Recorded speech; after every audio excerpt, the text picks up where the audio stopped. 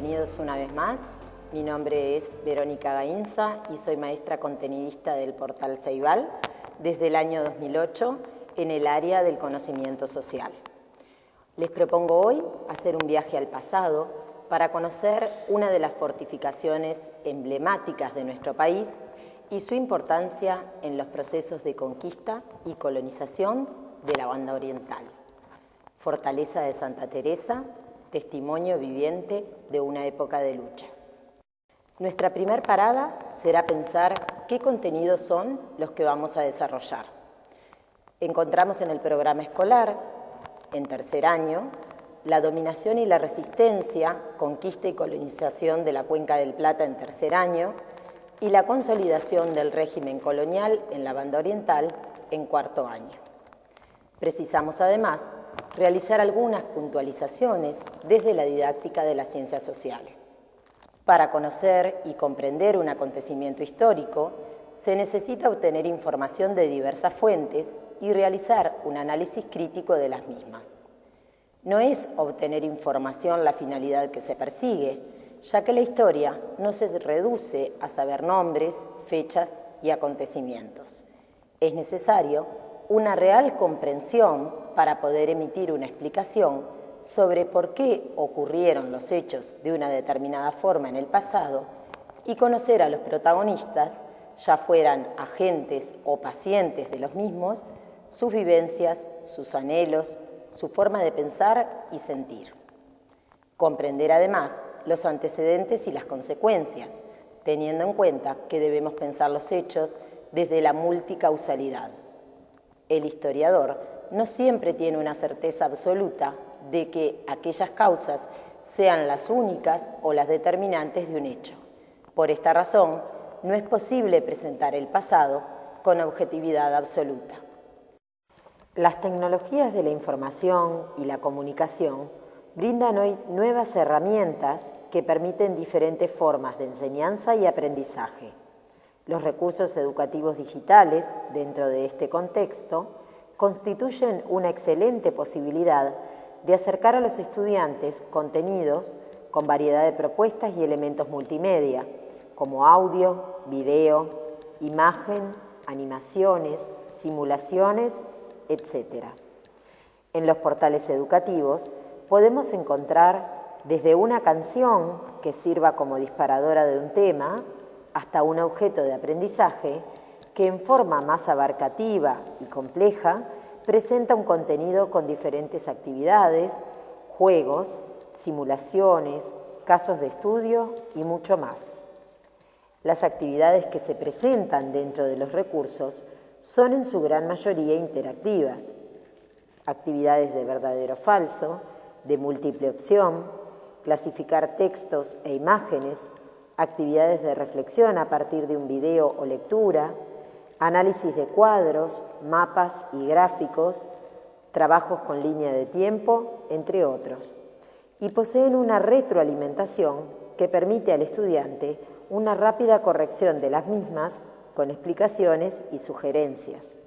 Estos recursos son creados para su uso dentro o fuera del aula con la intervención del docente o en forma autónoma por parte de los estudiantes. Las actividades de empatía, las representaciones de una época, las reconstrucciones virtuales son propuestas que permitirán ayudar a comprender mejor la historia. Nuestra siguiente parada, la banda oriental, siglo XVII. Muchos historiadores coinciden en que la banda oriental fue colonizada primero por el ganado que por los colonos. Luego de que Hernandarias introdujera el ganado en 1611 y posteriormente en 1617, este se empezó a reproducir libremente por millones. El ganado se concentró en los actuales departamentos de Cerro Largo, 33, Rocha y Maldonado, denominando esta zona Vaquería del Mar. Los indígenas que vivían en estas tierras comenzaron a consumir gran cantidad de carne vacuna, pero luego aparecieron otros grupos interesados en esta nueva riqueza. Faeneros que venían a sacar el cuero de estos animales para comerciar, bandeirantes provenientes de Brasil para llevarse el ganado a sus tierras y piratas o bucaneros que venían de Europa en sus barcos a llevarse los cueros de estos animales para venderlos en Europa. La fundación de los pueblos y villas fue posterior a la introducción del ganado y a consecuencia de ello. Las autoridades debían controlar el contrabando de ganado y las fortificaciones fueron puntos estratégicos para ello. Con la llegada de los españoles y portugueses al continente americano, estas tierras se convirtieron en el escenario de disputas por la conquista y la colonización de las mismas. Desde la fundación portuguesa de la Nova Colonia do Sacramento, en el año 1680, la lucha hispano-portuguesa se ubica en la banda oriental y territorio del Río Grande de San Pedro, por lo menos en su contexto americano. Hacia 1750, con la firma del Tratado de Permuta, la colonia pasa a manos castellanas, mientras que gran parte de la banda oriental, Río Grande y las Misiones pertenecen al rey de Portugal. En 1762, los acontecimientos en Europa hacen que nuevamente contiendan los reinos peninsulares y esto también repercute en el Río de la Plata. Don Pedro de Ceballos, gobernador de Buenos Aires, inicia una campaña contra los lusitanos. Estos, en poder aún de la colonia, habían comenzado a fortificarse en la llamada Angostura de Castillos, hoy departamento de Rocha. Este punto, clave en la geografía de la zona, ocupaba un lugar importante en las miras del virrey del Brasil. Fue este quien comisionó al coronel Tomás Luis Osorio para que defendiese el lugar y comenzase las obras de fortificación. En la inhóspita región de la Angostura de Castillos, Osorio levantó un baluarte y cortina de fortificación que los españoles continuaron construyendo y orientando sus fuegos hacia el territorio del Brasil. Esto nos lleva a pensar en las ventajas y desventajas de fortificar Santa Teresa. No solo era el punto en que el camino desde o hacia Río Grande se estrechaba, sino que era el único viable y práctico que existía en la época. En relación a su arquitectura, podemos decir que se trata de una fortificación baja, que apenas se eleva del terreno, pero muy resistente, que presenta pocos flancos y cuyos vértices están defendidos por baluartes. El trazado de la fortaleza es el de un pentágono irregular, teniendo en cada uno de sus vértices un baluarte en el cual se colocaba la artillería.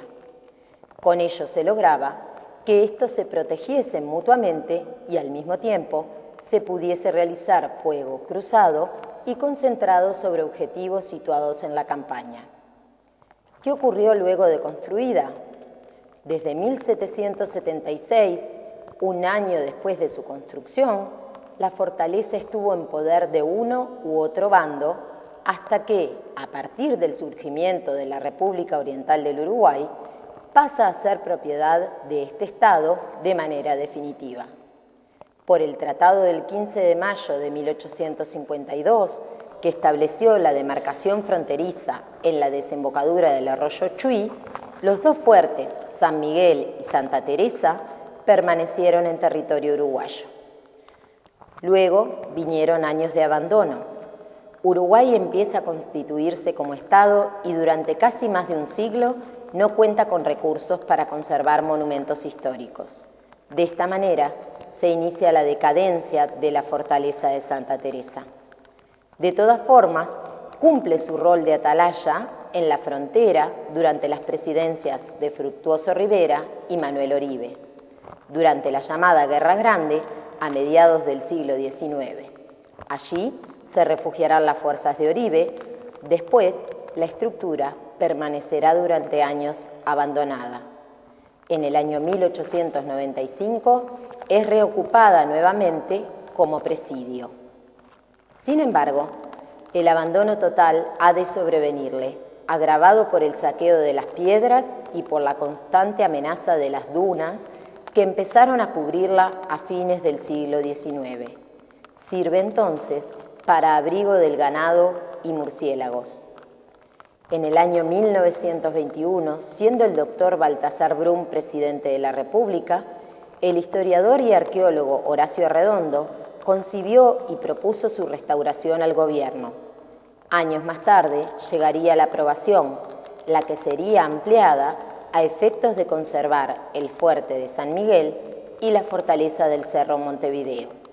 Desde entonces, y completada su reconstrucción, desde la década de 1940, la fortaleza se ha convertido en un museo y lugar turístico muy visitado, siendo uno de los pocos bastiones de la época colonial en América que aún pervive. Llegamos así a nuestra última parada en este largo recorrido y los invitamos a continuar conociendo la historia del Uruguay a través de sus monumentos históricos. Muchas gracias.